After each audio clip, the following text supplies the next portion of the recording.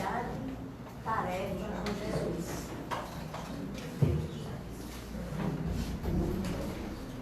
Boa noite. Boa noite. Mais uma vez, é uma honra estar aqui com vocês. No último domingo do ano.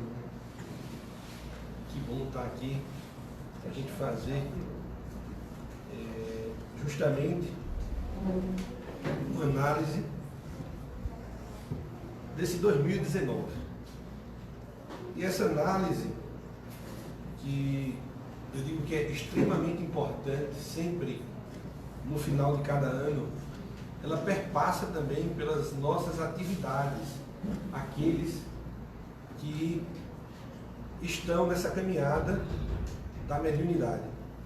E revisar esse tema, justamente dessa tarefa com Jesus, eu digo que é algo muito singelo e algo muito importante para cada um de nós. Nós vamos encontrar no Evangelho uma passagem que diz o seguinte: que Jesus veio ensinar aos homens a verdadeira vida, e que essa vida não é a que transcorre aqui na terra, é aquela que é vivida no reino dos céus. Ele viera ensinar o caminho que é esse reino nos conduz, os meios, tá certo? Deles se reconciliar, da gente se reconciliar com Deus e da gente pressentir esses meios nas marchas dessas coisas do porvir, ou seja, da nossa vida, para a realização dos destinos humanos. Jesus, ele representa para a gente esse caminho. Ele traz aí nessa análise do Evangelho, onde o Cristo ele foi o iniciador da mais pura, da mais sublime moral, da moral evangélica cristã, que há de renovar o mundo, aproximar os homens e torná-los irmãos, que há de fazer brotar de todos os corações a caridade e o amor ao próximo, e estabelecer entre os humanos uma solidariedade comum de uma perfeita moral, enfim, que há de transformar a terra, tornando-a morada de espíritos superiores aos que hoje a habitam. É interessante, pessoal, porque a gente vem trazendo, através dessas palavras do Evangelho, que Jesus aí está colocado como esse caminho, né? E que ele coloca este caminho através da sua conduta, de tudo aquilo que ele deixou para a gente como seu legado, aquilo que foi sendo colocado através de todos esses ensinamentos que nós víamos aprofundar mais agora naquilo que chamamos de o Consolador Prometido.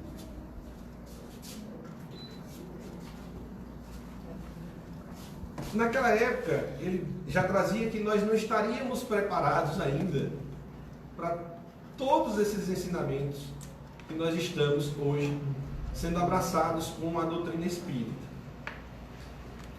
A sua linguagem assertiva ao conhecimento daquele período,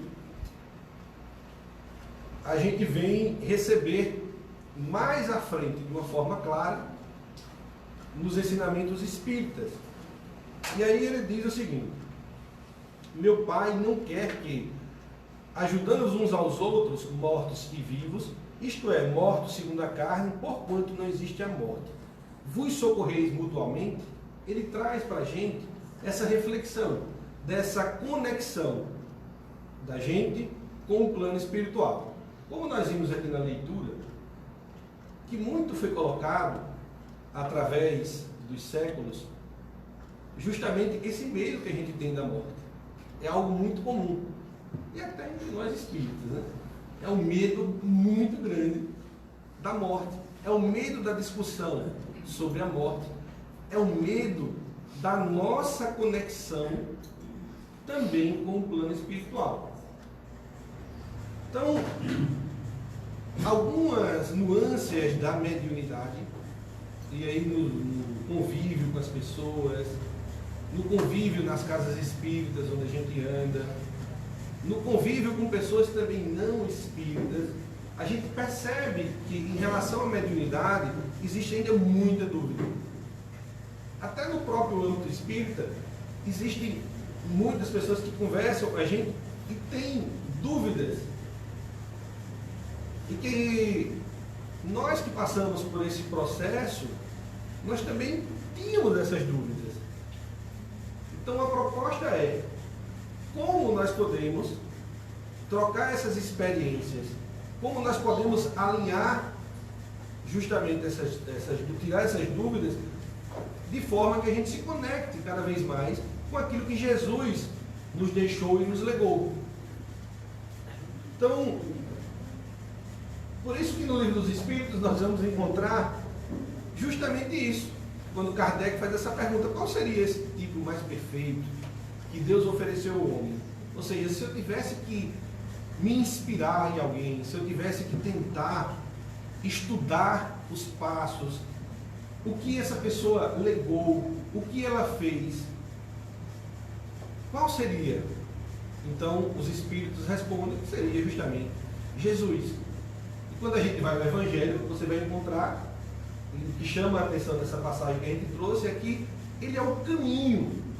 Veja como as obras elas se interligam nesse processo. Então veja que no Livro dos Espíritos, ele vai dizer que justamente esse tipo mais perfeito seria Jesus. No Evangelho você vai encontrar que ele é o caminho. Então, como seria esse caminho? Qual seria esse norte que eu teria que trilhar, principalmente no caminho dessa mediunidade, que para muitos é assustadora. Para muitos, a gente encontra ainda, como que eu faço para me livrar da mediunidade? São perguntas que a turma às vezes faz, mas como é que eu faço para me livrar disso? Tem como? E aí a gente vai nesse processo de acolhimento, nesse processo de entendimento.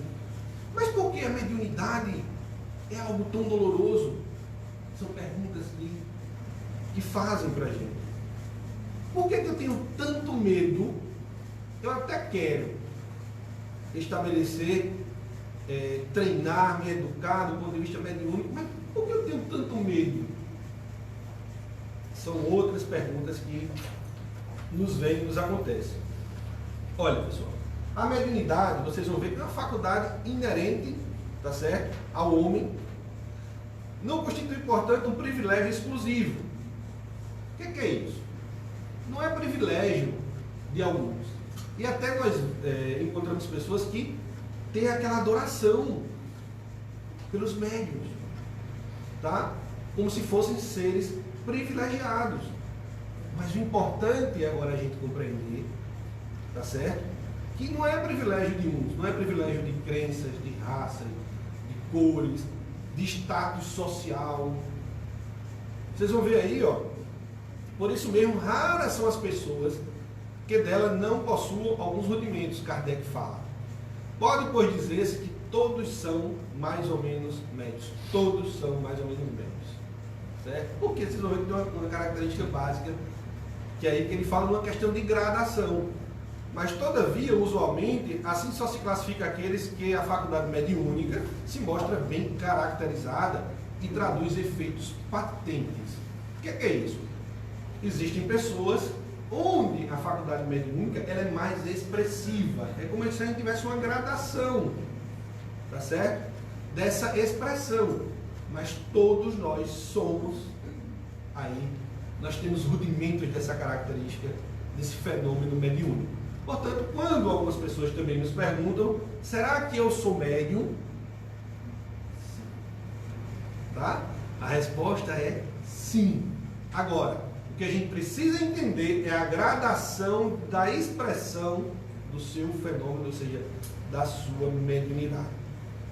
A gente vai ver, tá certo, no Livro dos Médiuns o seguinte: tem-se visto pessoas inteiramente incrédulas, olha como é interessante, e a gente vai ver isso na prática. Pessoas que estão aí em outras religiões, pessoas que estão aí em outros grupos, tá certo, ou que não acreditam em nenhum tipo, que não tem nenhum tipo de religião, vocês vão ver que elas ficam espantadas de escrever ao seu malgrado.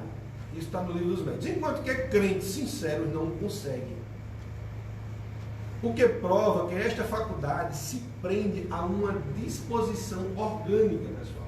Então, portanto, é muito difícil de arrancar, de tirar a mediunidade, como muita gente, mas não tem como eu arrancar isso, não tem como eu tirar. Não. Tá certo? Então veja que ela não vai ser exclusiva de ninguém, que ela vai existir aí pelo planeta, pelo mundo afora, independente da sua crença, tá certo? As manifestações aqui vão ser diferentes de pessoa para pessoa. Isso é que a gente vai começar a diferenciar. Algumas dessas manifestações vão ser mais patentes, e aí é o que Kardec costuma chamar aí, justamente como o médium mais ostensivo. Então, mas é uma disposição orgânica. Um exemplo que a gente poderia trazer, e aí no livro Vivência Mediúnica, o qual eu trago, eu fiquei encantado quando eu estava lendo essa obra, e aí eu me lembrei de Sueli Caldas.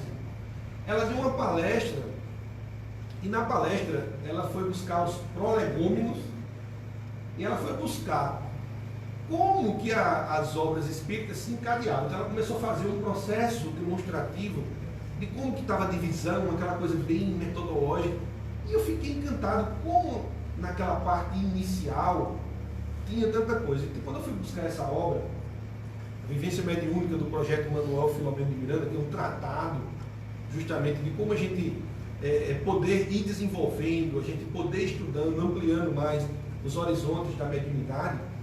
E aí você encontra uma psicografia pelas mãos de Divaldo Franco, se eu não me engano, 1993, em que ela faz a apresentação da obra. Mas vocês vão ver que na apresentação da obra é de uma riqueza enorme.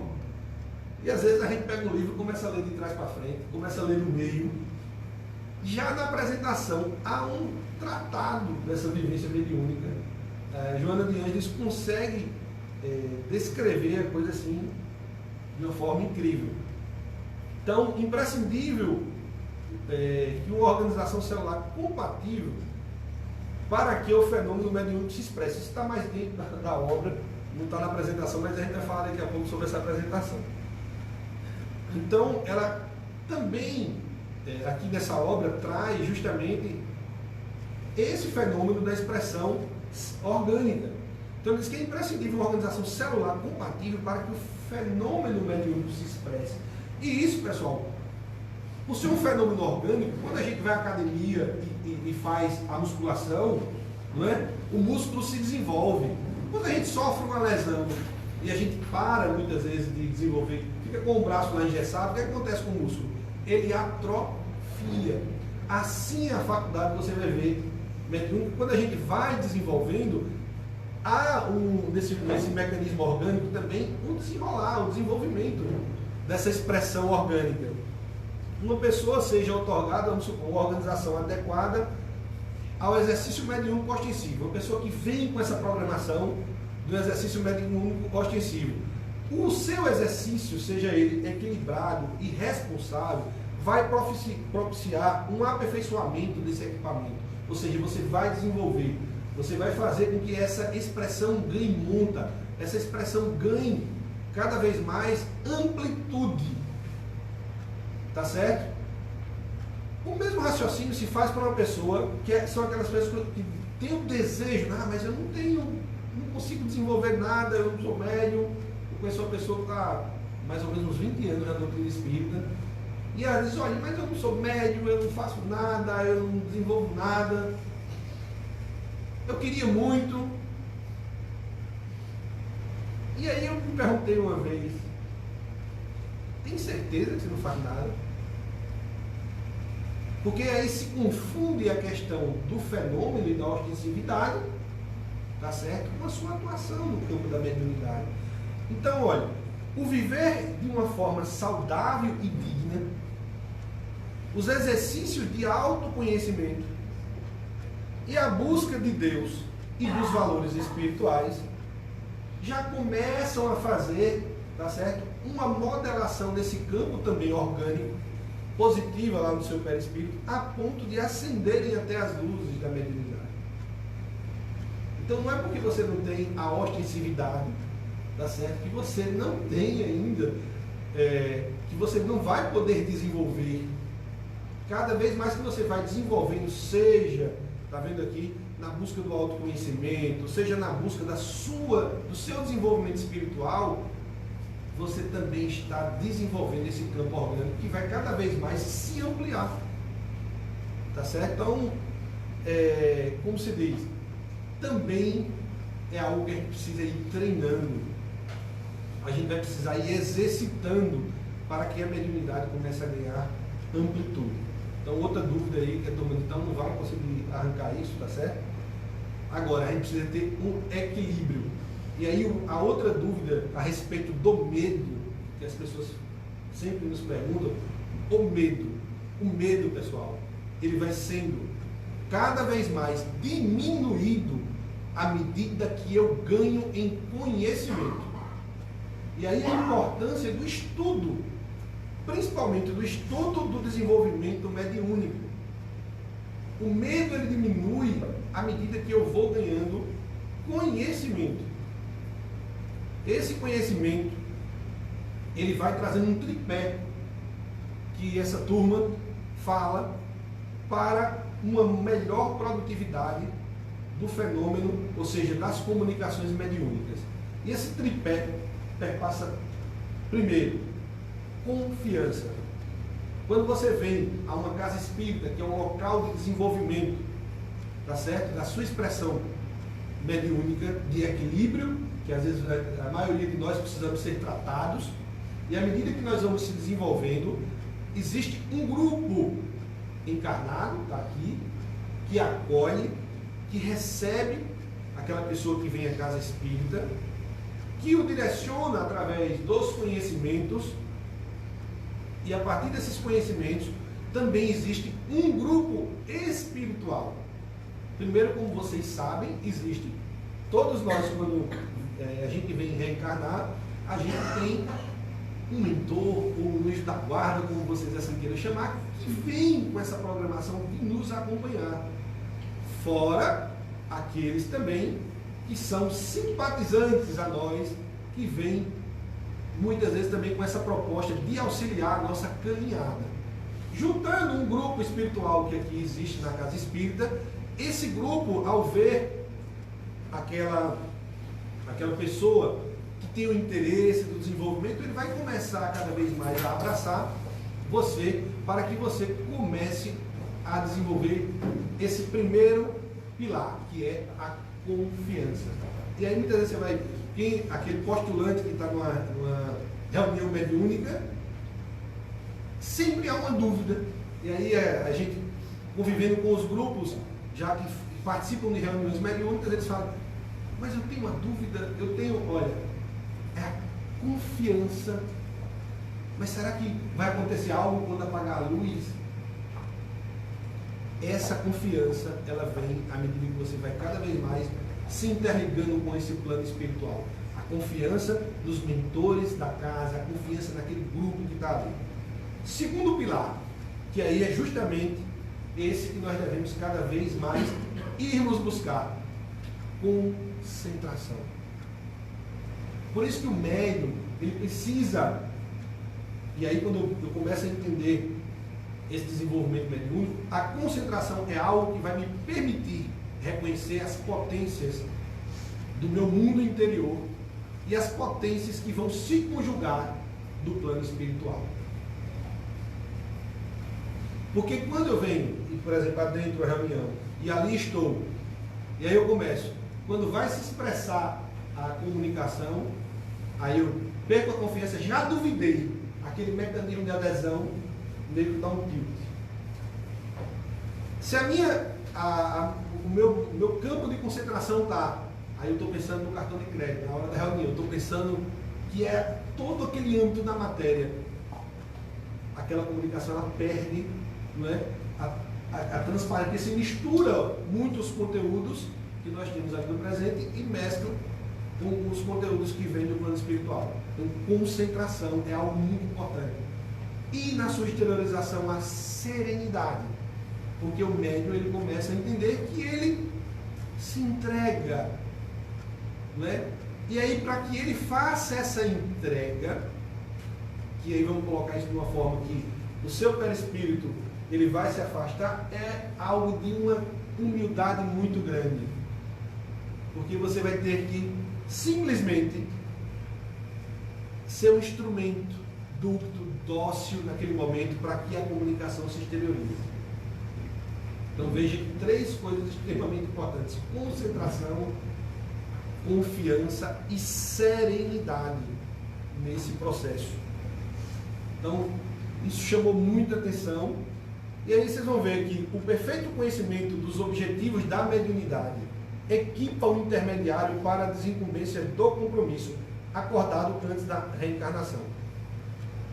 Outra pergunta que as pessoas sabem: mas como é que veio esse negócio? Pergunta se é uma doença, pergunta se é dúvidas. Mas isso é uma doença? É algo, olha pessoal, é uma bênção. Porque isso foi proposto, né? Isso vem ao longo das suas caminhadas enquanto espírito imortal, e isso já foi proposto antes da sua encarnação. Muitas vezes, tá certo? Pelos nossos equívocos ao longo dos processos reencarnatórios, a gente viria de uma forma, vamos colocar de uma forma, um exemplo mais claro para vocês. A gente viria de uma forma que apresentaria talvez alguma deficiência, alguma coisa que nos limitasse. E nessa proposta, vamos imaginar assim, olha, o seu contato, tá certo, com o plano espiritual, ajudando esses irmãos, tá certo, que estão em dificuldades, vai fazer com que você cada vez mais adquira essa saúde espiritual e cada vez mais a saúde física. Então veja que é uma bênção a mediunidade. Se a gente olha para esse prisma, é uma bênção, e é esse contato que vai fazendo com que o nosso perispírito vá diluindo essas marcas do passado e vá nos tornando cada vez mais pessoas mais saudáveis, tanto espiritualmente quanto fisicamente. Isso é uma das coisas que a gente vai entrar no fenômeno psicológico do autoconhecimento, que é o que faz a nossa progressão moral e espiritual, ética. Agora, o seu menosprezo acarreta problemas muito complexos, tá vendo? Interferindo na existência do seu portador. Aí é importante a gente entender que muitas vezes você vem com a mediunidade ostensiva, mas aí você vai deixando de lado, vai deixando para lá, sempre ao segundo plano, né? Então, como é uma faculdade que veio e com uma proposta de ter todo um acolhimento, de ter toda uma orientação, um preparo, mas você simplesmente diz: eu não quero, e a equipe espiritual também entende isso. Existe uma coisa chamada livre-arbítrio. Livre-arbítrio. Vamos estar aqui. Lembrando do filho pródigo, vá, mas eu estarei aqui com todo o amor do mundo. E aí você vai e vai ser conduzido por forças, talvez, que você escolheu, pelo fenômeno de sintonia. Por isso a importância de observarmos os passos, as orientações que Jesus nos legou. Porque ele, junto com um grupo de espíritos que vem há séculos, vamos colocar milênios, trabalhando pela evolução planetária, o seu psiquismo e o psiquismo desses grandes guardiões, mentores, eles estão em uma faixa. E aí nós precisamos colocar o nosso pensamento nessa faixa, para que nós possamos receber essas influências que, mescladas ao nosso psiquismo, farão com que a gente vá encontrando essa serenidade, essa paz, essa felicidade que nós tanto almejamos e buscamos. O problema é que o nosso psiquismo, ele está enovelado, vamos colocar assim, como fossem nuvens, onde essas nuvens fazem com que a gente não consiga, muitas vezes, ter esse acesso, essa amplitude. Então, somos nós que temos que tirar o quê? Esses novelos aqui, que comprimem para que passe esse fluxo divino pelo alto. E a forma é justamente a gente começar a entender quais são esses passos que Jesus nos levou. Jesus fala da lei de amor. Como esse sentimento por excelência, amar é algo que irá nos conduzir a esse caminho de evolução. Por mais que a gente tente sufocar a nossa essência, a nossa centelha, o que foi depositado dentro da gente, é a essência do amor.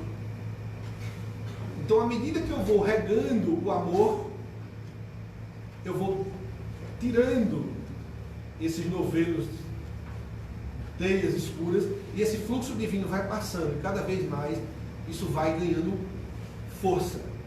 Agora, como que eu desenvolvo o amor? É uma pergunta que sempre também a turma vai. Como que eu vou desenvolver o amor? Mas eu amo meus filhos. Eu amo minha esposa. Como que eu desenvolvo o amor na prática? Aí tem uma coisa que é muito interessante. No que tange a conduta espírita, o médium é portador de abençoada instrumentalidade para auto-iluminar-se. Promover o progresso da humanidade, desenvolver os valores nobres, consolar e amparar as criaturas atormentadas e sofridas em ambos os planos da vida. Em ambos os planos, o médium ele começa a entender que ele tem uma tarefa com o plano carnal e com o plano espiritual. E que muitas vezes no âmbito da reunião mediúnica é onde ele tem um aprendizado muito grande, principalmente no caminho da autoiluminação, no caminho do autoconhecimento. Um grupo mediúnico, e aí vem vários espíritos que vão ser, vamos colocar assim, auxiliados, mas os que estão lá sentados são os primeiros auxiliados. Como? Aí me dê um exemplo prático de como é que a pessoa está lá e recebe o espírito, muitas vezes sofrido. Como que ele é auxiliado? Existe um equívoco muito grande, que é a gente buscar nas comunicações, a gente busca nas comunicações que vem, primeiro, querer saber quem é. Quem é? Mas a gente quer buscar muitas vezes a identidade. E a gente esquece da análise do conteúdo. A análise do conteúdo, a análise das percepções do médium, ela é muito importante. Exemplo prático. Você recebe muitas vezes, naquele momento da reunião, uma entidade na qual o médium, na hora de fazer a reunião de análise, ele diz: olha, eu senti muita raiva. Então é porque o grupo precisa trabalhar a raiva. Os espíritos muitas vezes são trazidos pelos mentores para que você e os elementos do grupo possam perceber quais os caminhos, quais os sentimentos, quais as estratégias que você precisa resolver em si. Então vem outro que traz muita materialidade. Então, sempre o médium, ele traz aquele conteúdo que ele precisa resolver. Se os outros vão aceitar ou não, mas que ele precisa resolver. Então vem uma entidade que traz ali um conteúdo de materialidade muito grande. Então, porque ele precisa resolver, em algum nível dele, algo da materialidade. E aí os outros elementos, provavelmente do grupo também. Ele não vai olhar, não, mas essa comunicação da materialidade é para você. Essa da raiva é para você. É o grupo como um todo. Então, no final, você sai com um receituário maravilhoso de autoconhecimento após a reunião mediúnica. Se fizermos a análise dessas percepções, dos conteúdos Por último, aí vamos ver, não, realmente foi uma comunicação que foi atribuída, porque muitas vezes a gente vai o quê? Buscando o nome, buscando, né, quem foi, e esquece do conteúdo. E no conteúdo, muitas vezes você vai começar a perceber o quê? Como aquele grupo está avançando. Olha, esse é um conteúdo que, a partir do desenvolvimento do nosso conhecimento, a gente começa a entender. Esse conteúdo não condiz com o que a gente precisa aprender. Então, não foi tão legal esse conteúdo. Vamos respeitar, vamos deixar lá. Então, eu começo a fazer uma amplitude desse desenvolvimento. Então, o médium, ele começa aí nesse momento, através desse auxílio perispiritual, onde vem muitas vezes um espírito, como a gente falou, que o auxilia nessa disposição orgânica, no seu psiquismo também, ele começa a entender quais são os sentimentos, qual é esse caminho que ele vai. Então já é uma conduta de auto-iluminando-se, desenvolvendo esse auto-amor, ele vai começar a ampliar esse amor para toda a humanidade. Ele vai começar a sentir esse amor. E quando um espírito superior vem e se conecta, muitas vezes ao médium, é interessante, eu via isso de um colega, professor e doutor Alberto Almeida, numa palestra que ele fez lá no Mednesp, e me chamou muita atenção aqui.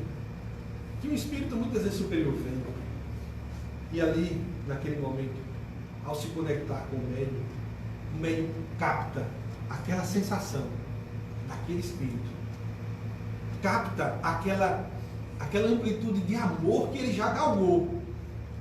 Que é para quando se deslocar e dizer, minha nossa, eu quero um dia chegar lá, eu vou em frente. É uma cota de ânimo para que a gente possa, porque a sensação é indescritível. E aí você ganha mais ânimo para, diante das intempéries da vida, diante das coisas que nos acontecem, a gente possa tentar ir seguindo essa caminhada. Assim, o indivíduo é médium em todos os momentos. É outra dúvida que a turma tem. Da existência física. E não apenas durante as reuniões, pessoal. É outra coisa que eu só sou médium dentro da casa espírita. Não. Aqui nós desenvolvemos, aqui nós fazemos a parte das reuniões experimentais. Mas quando a gente sai, nós temos as nuvens de testemunhas, como assim dizia Kardec.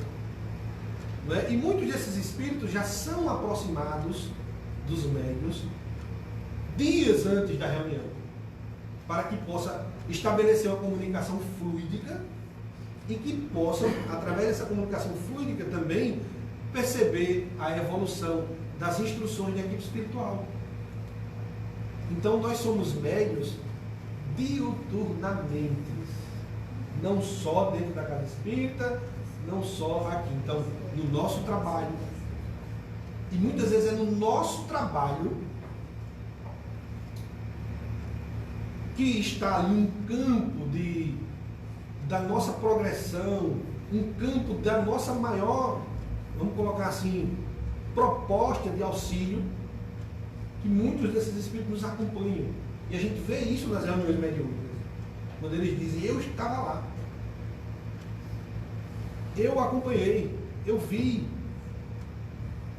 eu respeito, porque eu senti o que você sentiu naquele momento.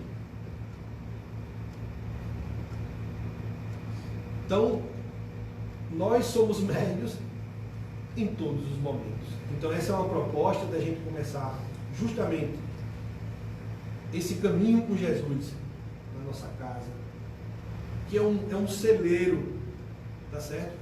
É um celeiro no nosso lar, porque são espíritos que vieram para a gente poder ir tentando se ajustar, entendendo as diferenças, aplicando aquilo que Jesus nos colocou, a tolerância, a bondade, a paciência, e a gente entender aos poucos aquilo que precisa ir resolvendo ali. É no lar, é no trabalho onde a gente encontra muitas vezes aquela pessoa que não gosta da gente, aquele outro que cobra mais, e aí onde você vai com o tempo moldando as suas reações, porque à medida que você vai moldando as suas reações, você vai se auto-iluminando, você pode ir percebendo o que você precisa mudar. Porque geralmente o nosso foco é mudar o outro. E onde o foco principal é mudar a mim e a minha estação de rádio, para que eu possa ir ouvindo e percebendo o que o alto tem como proposta quando eu saio de casa. E aí nesse exercício com Jesus mestre, aonde vamos? O que vamos fazer hoje? Com quem vamos estar? O que temos aí a realizar? Eu estou contigo. Sei que não é fácil, mas sei que contigo o fardo vai ser diminuído e a gente vai seguir em frente. Vou me equivocar? Posso me equivocar, mas sei que estando contigo, então eu peço do fundo do meu coração, ajuda-me, Senhor. Permite-me também que além de ti, a tua legião de anjos da guarda possam estar ao meu lado. E que essa legião de anjos da guarda possa fazer com que eu, com muita força de vontade, com muita esperança, me torne um pouquinho melhor do que o dia anterior. Porque nós não vamos chegar a essa perfeição, nós não vamos chegar ao final dessa escala evolutiva, às vezes em uma encarnação. Também já nos é dito. Às vezes levaremos várias encarnações. Mas se eu já caminho contigo, se eu já busco seguir esse mediunato contigo, a proposta de progressão é muito mais rápida. Então, deixar para a próxima. Não, mas agora eu estou com 60 anos, eu vou deixar para a próxima. Agora estou dodói e não vou fazer mais nada não. É óbvio que a mediunidade tem uma correlação muito grande com o estado de saúde, mas eu posso já começar a fazer a proposta de quê? De auto-entendimento interno. A pacificação do meu coração. É essa pacificação que vai fazendo com que eu vá desabrochando. Então, ao acordar, a proposta é 2020 vem aí. Senhor, 2019, está aqui a minha lista. Tudo o que eu fiz do ponto de vista da mediunidade. Não para a exaltação do orgulho, mas simplesmente como uma lista de forças.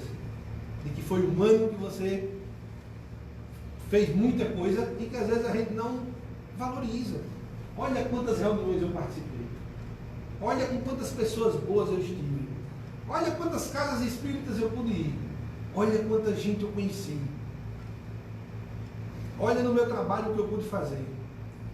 E a gente tem um foco mental, que é esse novelo que fica circulando, que só mostra a gente, e é um circuito fechado, que é a zona de remorso, como dizia André Luiz, e a zona da culpa, que a gente vai ficar circulando somente nas coisas ruins. Somente naquilo que já é culpa. E que vai fazer o quê? Inutilizar a nossa caminhada. Então eu preciso dar um espaço para ver coisas boas que eu fiz. Todo mundo, pessoal, todos, com certeza nesse 2019 fez alguma coisa. Regou uma flor, disse eu te amo para alguém, abraçou alguém. Em algum nível, no seu trabalho você deu bom dia a alguém. Isso é muito importante. Para que você, em 2020, você diga, Senhor, agora eu estou saindo de casa cada vez mais contigo. Vamos dar mais abraço, vamos apertar mais a mão, vamos dizer mais eu te amo. Vamos com mais alegria para a reunião mediúnica. Vou me abrir para aprender mais. Vamos para a campanha do quilo com mais fervor. Vamos nos reconciliar com quem precisamos. Será que eu já estou preparado para 2020? Vou caminhar contigo. Então, são essas propostas que a gente precisa ter, porque a vivência mediúnica saudável é a consciência da conscientização do compromisso. A consequência da conscientização do compromisso, que se adquire através do estudo da própria faculdade. Por isso, só, eu preciso ter consciência desse compromisso, que é algo formidável, que é algo que foi dado como uma bênção divina e que eu preciso aproveitar essa bênção. Porque quando a gente vem para o plano carnal, as nossas faculdades, elas estão no livro No Invisível, de Leon Denis. É um tratado magnífico, quem puder ler. Quando a gente vem para cá, as nossas forças, elas são muito diminuídas. Quando a gente sai do corpo físico, a nossa capacidade de enxergar e de entender essas coisas do Espírito é imensa. Mas aqui é a escola. Por isso que a gente vem esse anteparo, que é para que a gente, através dos nossos méritos, através das nossas escolhas, a gente possa ir dissolvendo. E quando a gente volta, a gente fica bem mais com isso aí ampliado. Eu lembro de um colega, a gente conviveu muito. Para mim foi uma das experiências mais significativas que eu tive até hoje.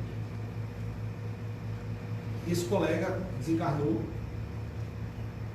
e em uma reunião ele deu uma comunicação. E as palavras dele, a alegria,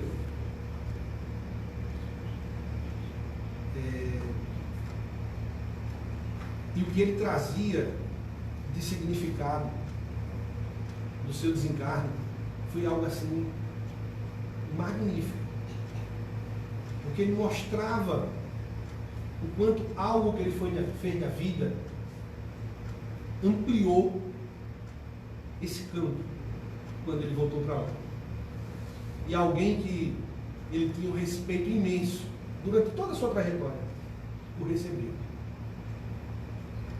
E ele passava, olha, para mim foi... E no final ele disse, continue. Continue. Faça sol, faça chuva. Continue. Naquele dia as lágrimas desceram, porque justamente esse contato com o alto que nos permite essa oportunidade da gente ganhar forças diante das adversidades que a gente vai ter ao longo do processo da vida. E é nesse contato mediúnico que em alguns momentos nós receberemos esses amparos. Então a gente precisa ter a conscientização desse compromisso que a gente tem. E é um compromisso feito com Jesus. É um compromisso que devemos abraçar a todo instante, a todo momento, e meditar em torno das suas finalidades. Porque aí está vindo a confiança. A confiança a gente vai estabelecer com Deus. E todas as vezes que a gente tiver nesse exercício da mediunidade, a gente vai estar exercendo essa confiança com Deus. A gente precisa ter o compromisso e essa conscientização. Porque médios, pessoal, existem de todos os quilates, Joana de Ângeles nos traz, e portadores das mais variadas faculdades. Aquilo que eu falei da questão da gente exaltar. A gente pode ter, é óbvio, muito carinho, muito respeito, muito amor, e eu tenho por muitos colegas, por muitas pessoas, isso é muito bom. Mas a gente precisa entender ainda que médiuns espíritas, Joana de Ângeles nos diz, porém, conscientes e responsáveis são em número menor, que se entregam à vivência integral, objetivando a encontrar o mediunário, que é a grande meta que pretende os espíritos missionários no exercício da mediunidade. Então ela traz essa ressalva, que a gente precisa seguir em frente nessa proposta, nessa caminhada com Jesus. A gente precisa entender ainda, como disse Dona Neuza, muitos de vocês acredito que conheceram, ela me dizia, só vamos entender Chico daqui a uns 50 anos.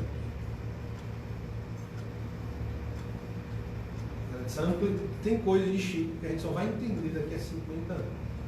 Todas as vezes que eu leio essas obras, e conversando com elas sobre as histórias, a gente realmente começa a entender. A caridade é um exercício espiritual. Quem pratica o bem coloca em movimento as forças da alma. E está aí a senha que o Espiritismo nos convida. A caridade, pessoal. Onde quer que estejamos, que seja a caridade esse movimento de expansão da nossa alma. Para que a gente possa desenvolvermos esse progresso que o planeta começa a alçar voos. Nós entramos agora num período da transição indo em direção a essa regeneração. Nós precisamos compreender, até nessas obras que nós já lemos através de Chico, que é esse abraçar, é essa mudança que nós vamos desenvolvendo que vai nos permitir voltarmos aqui a esse planeta, continuarmos vindo aqui a esse planeta. Porque uma coisa é fato: de cima pode descer, mas de baixo não pode subir, temporariamente. Então precisamos seguir em frente com esses ensinamentos que Jesus trouxe para todos nós. E a caridade é algo que a gente pode fazer sempre. A caridade a gente pode fazer, como a gente falou, no lar, no trabalho, numa campanha do quilo, em tudo que você participa, desde que você lembre-se de uma coisa que André Luiz, em uma passagem e um conflito que ele tinha a respeito da profissão dele exercida na Terra, e quando ele chega lá no plano espiritual, pedem a ele: coloque a sua mente e o seu coração, estenda as mãos. E ele vê se dissolver aquela parte perispiritual, é óbvio que estava dodói. E ele diz: mas eu não imaginaria nunca isso na Terra. E aí quando a gente vai ali no ato, no passe, a gente não sabe muitas vezes o que acontece. Mas através desses conhecimentos, colocando o médium, a sua mente, o seu coração, para que transmita o melhor das suas forças em direção ao próximo. Seja ele uma entidade espiritual que ali esteja, seja ele alguém daqui que vai lá. Então o médium, com muito carinho, com muito amor, com a sua preparação, não é que nos cursos são colocados a preparação do médium, para quê? Para que ele tenha o melhor dele naquele momento das suas forças. E é justamente essas forças do amor que fazem com que nos ajudem, para que quando a gente saia daqui, a gente saia mais animado, a gente saia querendo buscar justamente a nossa autoiluminação, o nosso autoconhecimento, querendo seguir em frente nessa proposta, nessa caminhada de amor. Então, é essa caridade que vem de dentro, não só a caridade material, é essa caridade de distribuir o bem mais precioso que foi colocado dentro da gente, que é o amor. É essa força que foi depositada, que é inestancável e inesgotável. Por mais que a gente tente, pode até sufocá-la, mas em algum momento ela vai se desabrochar, ela vai sair por algum local e vai cada vez mais se frutificar. Então é o amor ao nosso semelhante. Tá certo? A gente trouxe algumas reflexões sobre a mediunidade, muitas das coisas que eu também passei, muitas das coisas que eu ainda passo, que eu sinto, e que a gente precisa trocar essas ideias cada vez mais. A gente precisa junto com o outro, porque a mediunidade, pessoal, tem um detalhe também que é muito importante para esquecer. Ela se manifesta de diversas formas. Tem coisas que são semelhantes, mas o médium, com a sua estrutura, ele é único. Ele é único. Ele pode ter várias características, mas a sua proposta fisiológica é única. Por isso que ela não se manifesta igualmente. Então, é algo que a gente precisa sempre estar trocando essas ideias, sempre estar conversando, e principalmente com as pessoas que chegam na casa espírita, sempre abraçando, porque a linha dos fenômenos, dos Sintomas, que é outra coisa que muita gente pergunta a respeito dos sintomas, tá certo? A gente precisa entender que às vezes é uma desregulação física sua. Porque a mediunidade ela é neutra. É o direcionamento que eu vou dar, né, naquele momento ali que vai fazendo com que a coisa. Então é tênue essa diferença entre aquilo que é patológico, que a gente coloca, a mediunidade não é patológica. A patologia às vezes é radicada na nossa proposta física. E que a gente precisa cuidar para encontrar o reequilíbrio e seguir em frente. Tá certo? Então, são muitas dúvidas e aí, ao longo desse ano eu fiz uma proposta para mim em 2020. Estudar mais ainda sobre a mediunidade, buscar aí nas diversas obras muitas das coisas que tem aí espalhadas para a gente poder consolidar e conversar com muita gente, para poder entender mais na prática o que as pessoas sentem, como que elas se manifestam, quais são as características.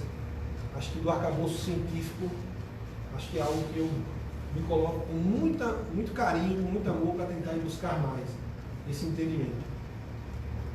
Porque realmente tem coisas que a gente não valoriza, mas tem alimentos que a gente come e que interferem na nossa proposta de trabalho mediúnico e, por consequência, na nossa proposta de trabalho do dia a dia. Tem hábitos que é interessante, como tabagismo, etilismo, que interferem nessas propostas. E que às vezes algumas pessoas podem não dar tanto valor. Então, entender isso do ponto de vista físico e como que isso pode repercutir é algo que já está bem consolidado, mas a gente quer ampliar mais ainda nesse ano. Né? E como na prática, diante de tudo que a gente tem hoje, como que a gente pode transformar isso em algo mais ainda, aproximando isso de Jesus, aproximando isso da felicidade que a mediunidade nos proporciona. É uma felicidade enorme quando a gente começa a ter esse campo de conscientização. Transformar medo em conscientização e em prática. E entendendo esses fenômenos fisiológicos, que muitas vezes desabrocha como? Na dor. E na hora da dor, muitas vezes a gente não consegue raciocinar direito, pensar direito. Por isso que ela vem mesclada com isso. Então a gente precisa transformar essa dor o mais rápido possível, óbvio, respeitando o tempo de cada um, mas para a gente poder ir compreendendo isso, para ir transformando nesse campo frutífero do amor. Tá certo? Queria agradecer do fundo do meu coração ao grupo, né, Casa Espírita, pelo apoio que deu ao evento, tá certo? O Vale a Pena Viver, que é um evento da espiritualidade, nos quais nós somos um dos instrumentos, porque vieram vários apoiadores, vários colaboradores, e que permitiram que a gente pudesse estar trabalhando nesse campo, tá certo? Em relação ao suicídio. Então, e a casa aqui abraçou com muito carinho, muita gente participou, muita gente colaborou, muita gente foi, tá certo? E isso é muito importante. Isso é muito legal, é muito importante porque, como a gente falou, é uma proposta que é de Jesus, é uma proposta que é do alto. A gente sempre vai estar com instrumentos. E mais pessoas participando é algo que segue em frente essa proposta. Esse ano ficou com uma data estabelecida lá com a federação, se não me engano, na segunda semana de setembro. A gente vai estar, a partir de janeiro, pegando as pessoas que são voluntárias agora para a gente começar a fazer a montagem desse ano. E esse ano veio mais uma orientação, que além do suicídio, nós trabalhássemos o aborto em conjunto. Então o evento esse ano vão ter duas temáticas. Eu espero que a cada ano tiver uma temática, a gente vai ter. Então, vale a pena viver. Então vai ser suicídio e aborto. Então, espero poder contar junto com o grupo, né, que tem muitas pessoas daqui que fazem parte desse grupo, que a gente possa estar materializando mais esse evento. Tá bom? Deus abençoe a todos. Um excelente 2000, uma virada aqui de 2019 para 2020, Deus abençoe todos vocês, a família de vocês, e que a gente possa seguir em frente, tá certo? Com muito carinho, com muita dedicação. Lembrando sempre que a proposta é sermos instrumentos de Jesus é que nos conduz.